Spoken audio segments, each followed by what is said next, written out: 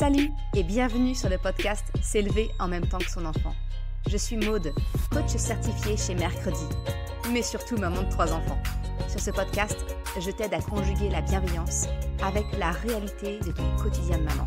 Utiliser ton choix d'une parentalité bienveillante comme un accélérateur de ton propre développement personnel. T'aider à changer de regard sur les situations que tu vis avec ton enfant pour t'en servir, pour grandir et apprendre sur toi. Hey, salut! Je suis contente de te retrouver aujourd'hui pour un nouvel épisode. Un épisode dans lequel je vais te partager l'astuce, en fait, pour apprendre à éviter les conflits avec ton enfant, et même au sein de ton couple ou dans n'importe quelle autre relation. En fait, il s'agit du piège du triangle de Karpman. Je pense que tu aimerais bien savoir comment éviter les disputes avec ton enfant, comment éviter les conflits au sein de la famille. Si tu es comme la plupart des parents et comme moi, tu as sans doute déjà vécu ces moments de tension où tu te demandes comment en finir avec ces conflits incessants. Peut-être que tu te sens parfois impuissante face aux crises de ton enfant ou au contraire, tu te retrouves à jouer le rôle du méchant ou du sauveur sans le vouloir. Ce sont des situations qui sont vraiment épuisantes et frustrantes pour tout parent. Et je suis bien placée pour le savoir, avec 3 enfants rapprochés à la maison. Et si je te disais qu'inconsciemment, en fait, nous, parents, nous tombons dans le piège classique de toute relation, et que donc il existe une solution pour mettre fin à ces conflits incessants au sein de la maison. Ce piège, ce grand classique des relations, c'est ce que l'on appelle le triangle de Karpman ou triangle dramatique des jeux psychologiques. Même si, entre nous, cela n'a franchement rien à voir avec un jeu. Prendre conscience de ce qu'est le triangle de Karpman, c'est déjà faire un premier pas pour en finir et éviter les conflits avec ton enfant. Imagine ce que ça pourrait être des relations familiales plus harmonieuses, où chaque membre de la famille se sent compris et respecté. Dans cet épisode, je te propose de découvrir comment ce concept peut révolutionner ta parentalité. Dans un premier temps, je vais t'expliquer ce qu'est concrètement le triangle de Karpman. C'est bien joli ce mot, mais qu'est-ce qui se cache derrière ? Tu découvriras quel est l'impact que cela peut avoir sur les relations familiales, la dynamique entre parents et enfants, et même entre nous les parents ou entre nos enfants, si tu en as plusieurs. Pour être tout à fait franche, c'est un module complet de la formation S'élever en même temps que son enfant, où en fait je te partage toutes les clés pour vraiment éviter ce piège, retrouver une ambiance sereine à la maison. C'est le dernier module de la formation. En réalité, une fois qu'on a mis beaucoup de choses en place. Si tu veux en savoir plus ou rejoindre la liste d'attente de la formation, je te donne rendez-vous sur merrecredi.com/formation au singulier. Alors, rentrons dans le vif du sujet. Tu m'entends parler de triangle de Karpman, triangle dramatique, mais Kezako, c'est quoi ce truc ? En fait, ce qu'on appelle triangle de Karpman, ou triangle dramatique, c'est un modèle de communication qui a été décrit par le psychologue Stephen Karpman. D'où le nom, tout simplement. En fait, ça illustre les jeux psychologiques où il y a 3 rôles qui sont joués. D'un côté, la victime, ensuite le persécuteur, le bourreau, peu importe le nom qu'on lui donne, et enfin le sauveur. C'est une triple relation que tu peux facilement te représenter par un triangle où chaque protagoniste est à un sommet. Un peu, si je dois te donner un exemple très concret, c'est un peu comme dans les films, les livres ou séries, tu sais, où l'histoire tourne autour d'un triangle amoureux. En fait, c'est exactement le même processus. Et on n'a pas besoin d'avoir une relation de 3 personnes pour tomber dans le piège du triangle de Karpman. Même à 2, même entre simplement toi et ton enfant, on peut tomber dans le piège du triangle de Karpman. Voilà, un duo de personnes, c'est tout à fait applicable aussi au concept du triangle dramatique. Tout simplement parce qu'en réalité, personne n'est en permanence figé dans un des 3 rôles. En fait, dans un triangle de Karpman, on va évoluer les uns les autres dans ce jeu psychologique en endossant tantôt la figure de la victime, tantôt celle du bourreau ou du sauveur. Et selon les situations, on va changer ainsi de position dans le triangle. Allez, rentrons un petit peu dans le concret, que je t'explique vraiment ce qui se cache derrière, en te décrivant les 3 rôles qui composent ce triangle. La victime, d'une part. En fait, la victime, la personne va se sentir impuissante, irresponsable, et finalement, elle espère que quelqu'un va venir soulager son malaise, qu'une solution extérieure va être apportée. La personne qui prend le rôle de la victime, souvent, en fait, elle est en recherche de sympathie, de compassion. La personne qui va incarner le bourreau, le persécuteur, c'est quelqu'un qui va critiquer, blâmer, imposer sa volonté à l'autre. En fait, il fait souffrir l'autre parce que ça va lui permettre de tenter quelque part, de canaliser ses propres peurs, douleurs, parce qu'en réalité, il ne sait pas exprimer ses émotions d'une manière différente. Et enfin, la troisième position dans ce triangle, c'est celle du sauveur. Lui, il intervient pour aider, même sans qu'on lui demande explicitement de venir aider. Non, naturellement, il peut proposer son aide sans qu'on formule une demande. En réalité, le sauveur va voler au secours de la victime pour son propre bien, pour le fait de se sentir utile, de se sentir indispensable, même si au final, ce n'est pas nécessairement bénéfique pour la victime. C'est ça, la théorie du triangle de Karpman. Ce qu'il faut comprendre, c'est qu'il n'y a pas de bon ou de mauvais rôle dans ce triangle. Même si, je te l'accorde, l'apparence peut être trompeuse et que notre sympathie va instinctivement aller vers la victime ou le sauveur. On se dit, la victime, la pauvre, elle a besoin d'aide, ou le sauveur, c'est quand même bien d'apporter son aide à l'autre. En réalité, de manière inconsciente, très souvent, un sauveur va vouloir apporter son aide, pas pour seulement d'une manière altruiste apporter son aide, mais en réalité c'est pour se sentir bien lui-même, en se sentant utile, bon, et venir ainsi peut-être combler un manque d'amour, un manque d'estime de soi. La victime, elle va inconsciemment peut-être chercher à apitoyer le regard des autres pour combler, là encore, peut-être, une faible estime de soi, un manque d'amour. Et le bourreau, lui, il va prendre son rôle pour externaliser ses émotions, ses besoins qu'il ne sait pas communiquer de manière différente, de manière acceptable.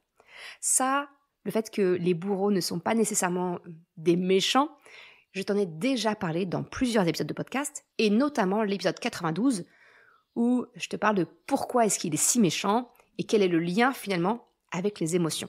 Donc tu le comprends, en réalité, aucun rôle dans le triangle de Karpman n'est bon, n'est vraiment positif.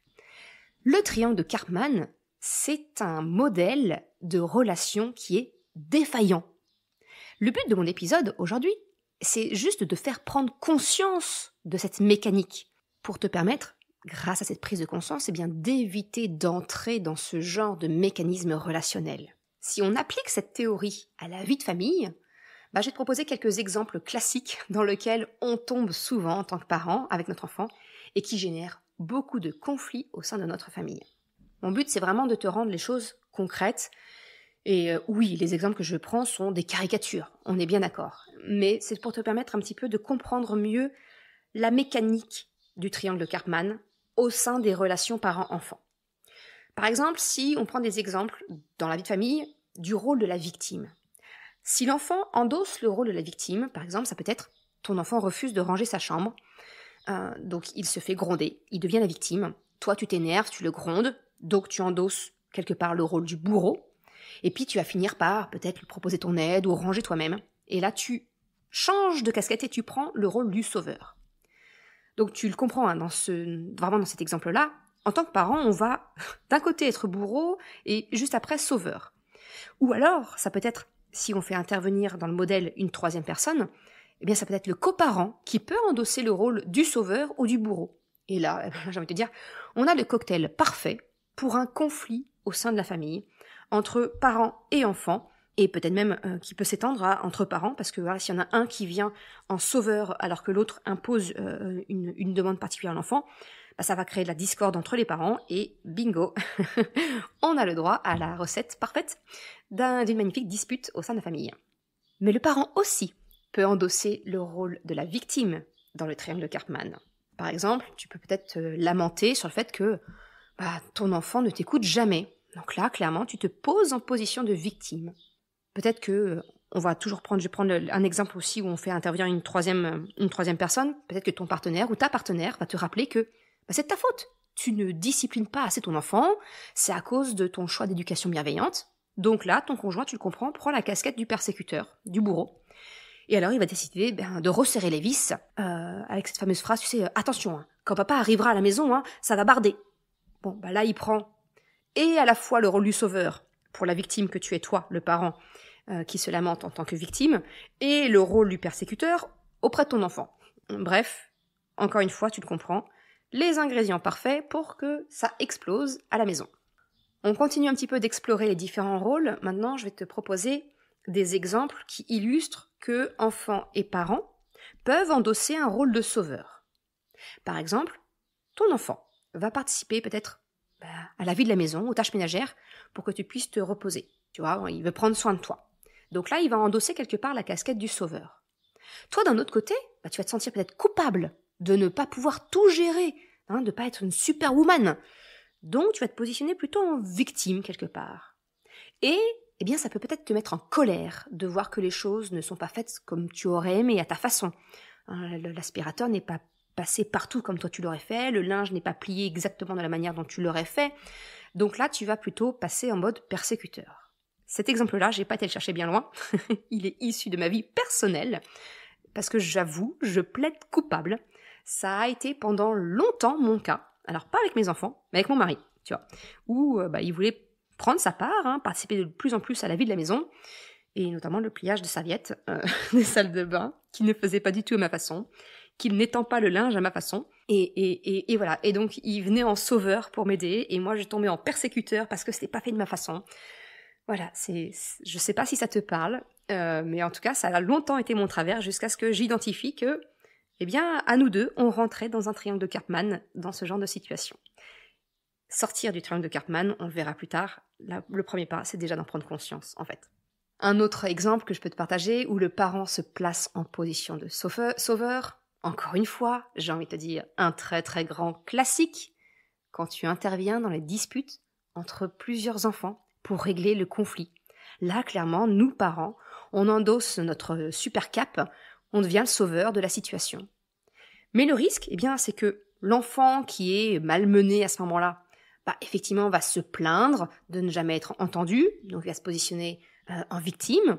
Et puis l'autre enfant va te reprocher de prendre parti, que c'est faux, que de toute façon c'est toujours lui, c'est lui le chouchou, c'est toujours lui que tu crois et jamais moi. Là, l'enfant va se placer à la fois en persécuteur vis-à-vis du parent et également en position de victime. Donc encore une fois, tu comprends que ce trio, bourreau, victime, sauveur, du triangle de Karpman, il n'y a jamais rien de positif qui en sort.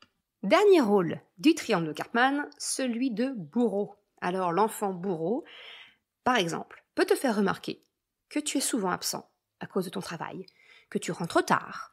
Donc là, il va pointer là où ça fait mal. Donc il endosse ce fameux rôle de bourreau vis-à-vis de toi. Toi, d'un autre côté, peut-être que tu vas te sentir coupable de ne pas être aussi présente que tu l'aimerais auprès de ton enfant. Donc tu endosses la position de victime dans la relation et tu vas essayer de compenser ce manque de présence par l'achat de cadeaux, de petites attentions matérielles, ce genre de choses. Là, tu vas te positionner quelque part un peu en sauveur. Donc tu vois, encore une fois, on change de casquette. Une même personne peut endosser plusieurs casquettes en fonction de comment elle va réagir. Le dernier exemple, le parent qui endosse le statut de bourreau, je pense que c'est peut-être celui qui semble le plus naturel. Par exemple, quand ton enfant de 2 ans fait une crise, ce qu'on appelle communément un caprice au supermarché parce qu'il veut un paquet de biscuits par exemple, toi, tout de suite, par rapport à la réaction de honte, de gêne que ça va générer, tu vas le gronder, dire qu'il est capricieux. Donc tout de suite, on se place en position de bourreau vis-à-vis de notre enfant. L'enfant, lui, va se sentir rejeté, pas compris, il va pleurer encore plus fort, donc endosser le statut de victime. Et puis finalement, tu vas te sentir mal plus tard, tu vas culpabiliser. Alors tu vas dire, ok, allez, je te fais plaisir, prends un petit bonbon pour calmer la situation, voilà. Et là, on change de statut et on passe en mode sauveur. Donc tu vois, c'était des exemples, ce sont franchement des caricatures que je te propose, mais ça peut te montrer que effectivement, un simple duo peut endosser ce fameux triangle dramatique, ce triangle de Karpman, et qu'il n'y a jamais rien de bon qui sort du triangle de Karpman. Donc justement, quel est l'impact sur les relations familiales ? Je pense qu'avec les exemples que je t'ai partagés, je pense que tu comprends qu'entrer dans une relation de type triangle de Karpman, même si c'est parfaitement inconscient, ça peut être la source des tensions et des malentendus au sein de la famille. C'est vraiment une des sources de conflits principales qu'il peut y avoir entre toi et ton enfant, et d'ailleurs dans n'importe quel type de relation. C'est pas simplement avec ton enfant, mais le triangle dramatique, c'est vraiment la source principale des conflits qu'on peut avoir avec une autre personne. Nos enfants, ils peuvent se sentir incompris, et nous, parents, on va se sentir épuisés par ces disputes incessantes. Ça revient en permanence. En réalité, chaque rôle du triangle dramatique, victime, bourreau, sauveur, a pour conséquence d'entretenir cette fameuse dynamique de conflit qui plombe la relation parent-enfant.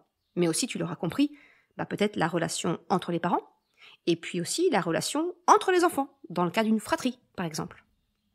L'impact chez les enfants, quand un enfant se sent constamment critiqué ou contrôlé, finalement, il va pouvoir réagir de deux façons possibles. Soit la soumission, en prenant le statut de victime, soit en opposition. Donc là, il va plutôt rentrer en phase persécuteur quelque part. Ça peut affecter, tu l'auras compris, son estime de soi et sa capacité à s'exprimer librement.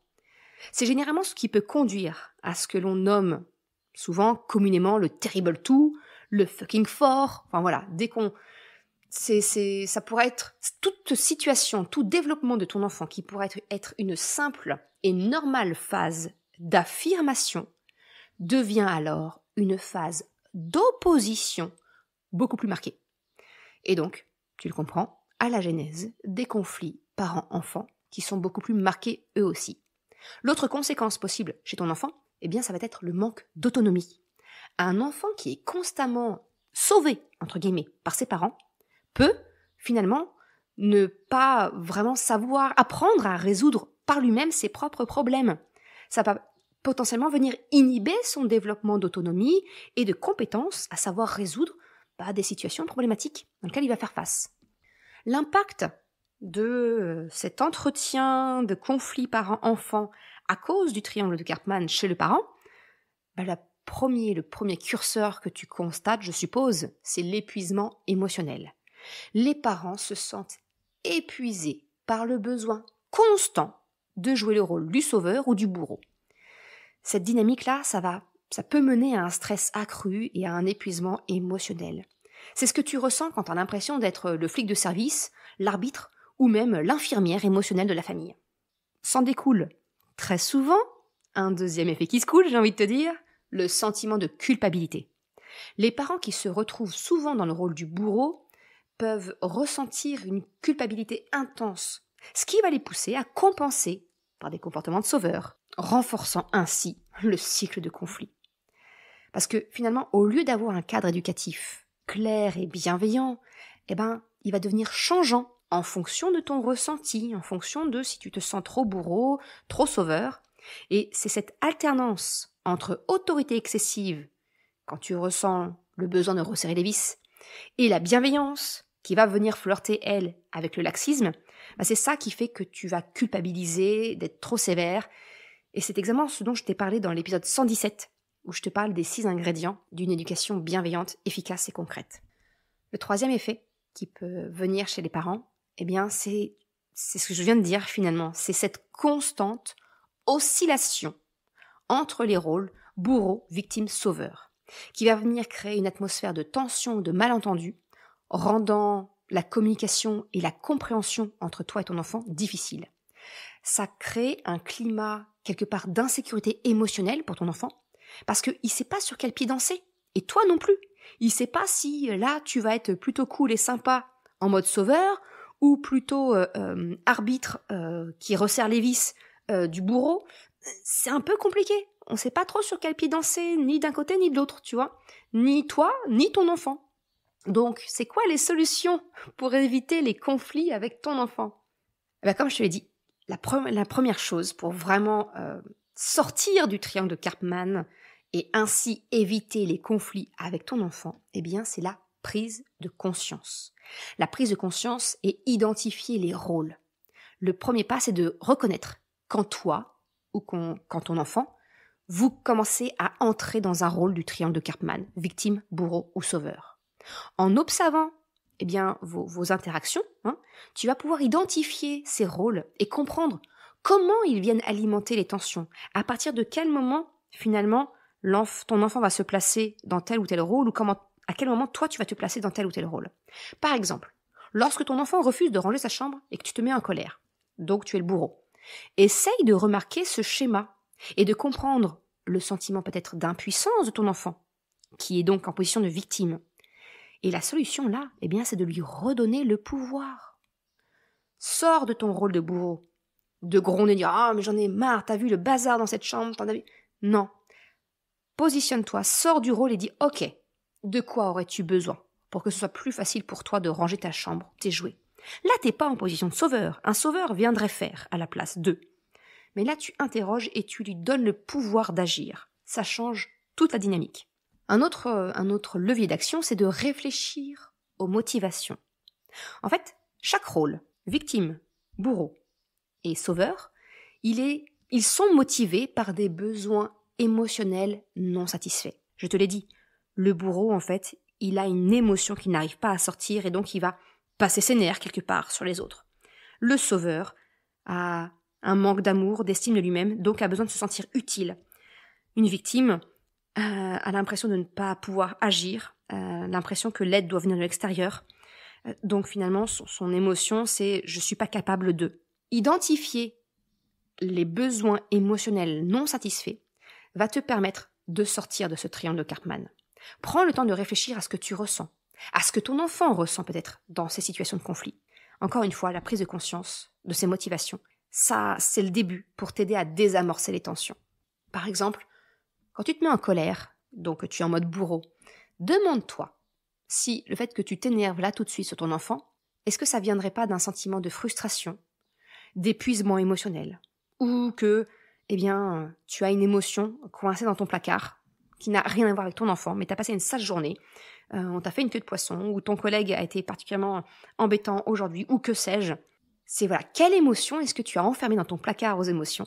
Et si cette expression ne te parle pas, je te recommande d'écouter l'épisode 22 du podcast, où je te parle justement des crises et des colères du soir, comment les désamorcer, et je t'explique un petit peu ce concept du placard des émotions. Peut-être que finalement, l'émotion négative que tu n'arrives pas à libérer, tu la transposes chez ton enfant. Et c'est à ce moment-là que tu endosses le rôle de bourreau. Donc encore une fois, c'est d'essayer de comprendre quels sont les besoins émotionnels non satisfaits chez toi et chez ton enfant. Le troisième point, encore et toujours, j'ai envie de te dire, changer de regard. Change de regard sur le comportement de ton enfant. Essaie de regarder la situation de manière neutre, sans te juger ni toi-même, ni ton enfant. Cette perspective, elle permet de voir les dynamiques sous un autre angle, et donc de pouvoir trouver des solutions plus constructives. La conséquence de tout ça, finalement, c'est d'arriver à changer le comportement. Remplace les critiques par des questions ouvertes, des encouragements. Encore une fois, la communication non violente, c'est un excellent moyen pour apprendre à exprimer les besoins sans blâmer l'autre. Tu peux également encourager l'autonomie de ton enfant. Laisse-le prendre des décisions et assumer la responsabilité, en fonction de son âge, bien entendu. Mais c'est très important aussi. Ça va venir renforcer son autonomie et diminuer les situations où il se sent finalement enfermé dans le rôle de la victime, de la personne qui ne peut pas agir. Pose également des limites claires et bienveillantes. Il est important de poser des limites claires tout en restant dans l'écoute. C'est vraiment, j'ai envie de te dire, c'est très central et c'est encore une fois un module complet, là aussi, de la formation S'élever en même temps que son enfant que tu retrouveras sur merrecredi.com/formation au singulier. Pour terminer, les conséquences, comment arriver à sortir du triangle dramatique, c'est d'incarner le comportement que tu désires que ton enfant adopte. Les enfants apprennent systématiquement par imitation. En montrant comment toi tu parviens à vivre, accueillir, exprimer tes émotions, comment est-ce que tu règles un conflit de manière saine, tu lui offres un modèle à suivre. C'est vraiment la base même, j'ai envie de te dire, de la parentalité bienveillante. C'est d'incarner ce que l'on souhaite que notre enfant fasse finalement. Alors, je suis d'accord. Tout cela peut te sembler très joli en théorie, mais peut-être difficile dans la pratique. Alors oui, clairement, changer, c'est toujours plus difficile que de faire comme on a toujours fait. Mais, crois-moi, c'est vraiment possible. Je l'ai fait et j'ai accompagné plein de parents également à le mettre en place et je suis témoin des résultats. Les disputes n'ont pas disparu, par exemple, de ma famille. Mais elles sont nettement moins fréquentes. Et celles que nous vivons, en fait, elles sont simplement nécessaires pour en apprendre un peu plus sur chacun de nous. Si tu souhaites que je t'accompagne dans cette transition, c'est exactement ce que je te propose à travers mes coachings individuels, mais également au sein de mes formations. Si tu désires savoir quel est l'accompagnement qui te conviendrait le mieux, eh bien, tu peux tout simplement me contacter pour en échanger. Soit sur Instagram, sur le compte Mercredi, soit par mail à l'adresse Maude, M-A-U-D-E, maude@mercredi.com. Voilà, alors c'est un épisode un peu plus long, mais qui me semblait nécessaire parce qu'il est très axé développement personnel, mais j'ai essayé de le rendre le plus complet possible, le plus concret possible.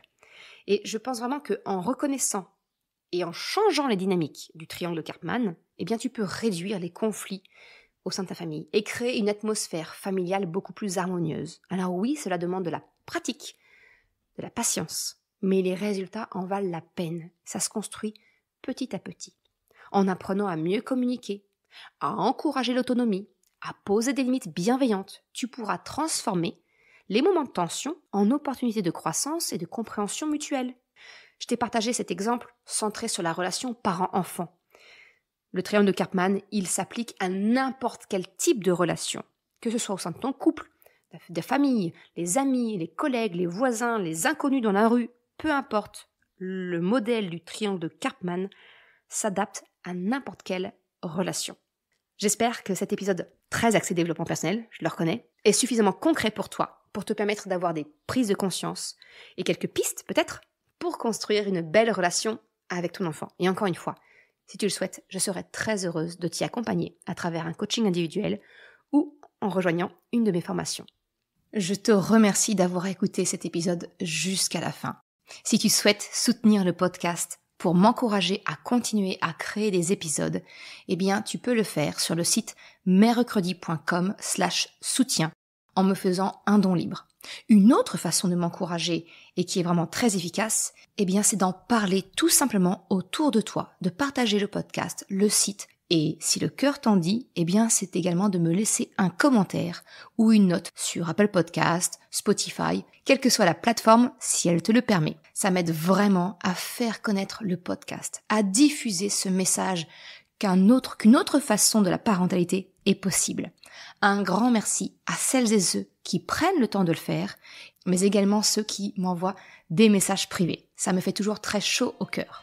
Je te souhaite une excellente journée, après-midi, soirée, quel que soit le moment où tu écoutes, et je te dis à très bientôt pour un nouvel épisode. Ciao!